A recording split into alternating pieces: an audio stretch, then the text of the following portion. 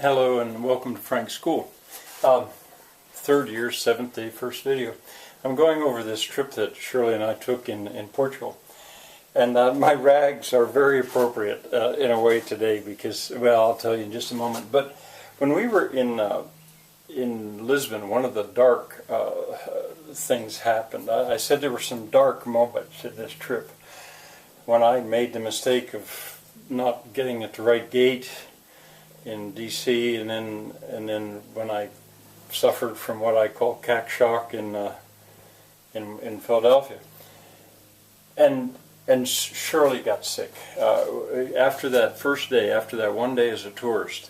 You know, maybe it was because we were too much outside or something. I think she was sick before she got there, but didn't actually know it. But in the night she got sick, and in the morning then she told me, and it was serious enough that she realized she had to find a doctor, and so we did. And the people at the hostel were so helpful. They were again and again. That Alfama Patio hostel, and I meant to show you what a 6-bed dorm looked like in that hostel. I filmed it, but for some reason what I have I can't easily get on YouTube.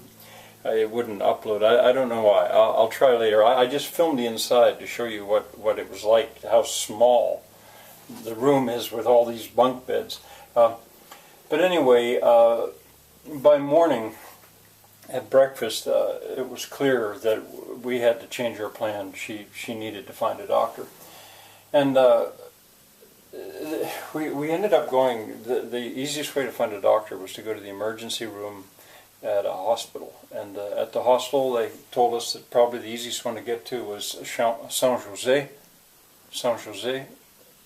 Yeah, that was the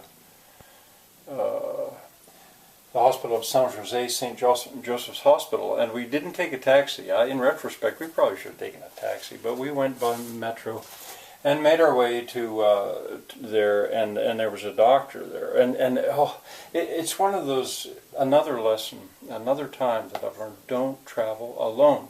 In this case, I was Shirley. I figured it was going to be my rock. I was going to count on her because she's European, and she's so much smarter than I am and more capable, and she was going to do the driving and all this. But she was sick. And, you know, there she was. She spoke no Portuguese, and she couldn't count on people speaking English, and her English isn't very good either. And there I was. My Portuguese was not up to speed yet, and my German was okay, I guess. But anyway, between the two of us, it turned out okay. It kind of had a happy ending. There was a doctor, a woman doctor at that hospital who was virtually a saint to us. I mean, when she realized that we kind of needed to travel, we needed to rent a car and get on the road, she pulled out all the stops and did everything she could to get Shirley going again, an IV and antibiotics.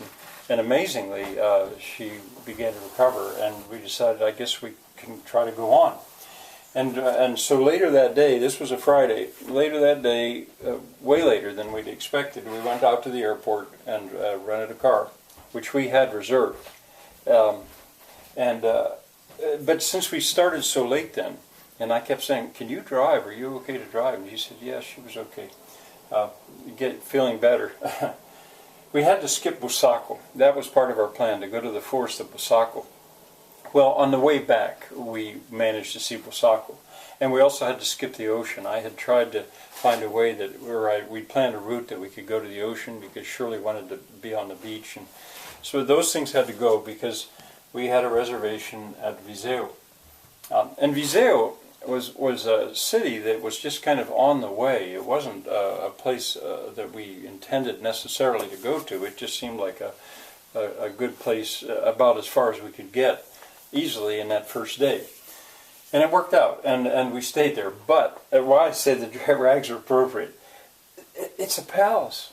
And Shirley had made the reservation, and you know, both she and I got there, and we thought, what are we doing here?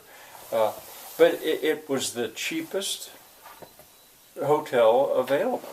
in Viseu, and it was right near the center. When she looked for hotels or hostels, was what we wanted. She looked what's in the center and what's cheap, and she came up with this palace. It's a 4-star hotel, and like when I film it, when you look at the number 2 here, when you see that, at first it's quiet, because really I'm almost speechless walking around. It's breakfast time, and I don't know what to say. Shirley and I both had this dreaded feeling that we cannot afford to be here. Something, we've made a mistake, and it turned out we hadn't. It was just off season. Now it's a very difficult hotel to find, even though it's right in the center. The streets are narrow, and I'll tell you more about that tomorrow when we actually go out and look around. But anyway, I filmed the details of the palace, going around inside. For one thing, I thought I'm never going to be in another 4-star hotel again in my life, probably. So I might as well make the most of it and film all the details. So anyway, enjoy, and we'll see you tomorrow.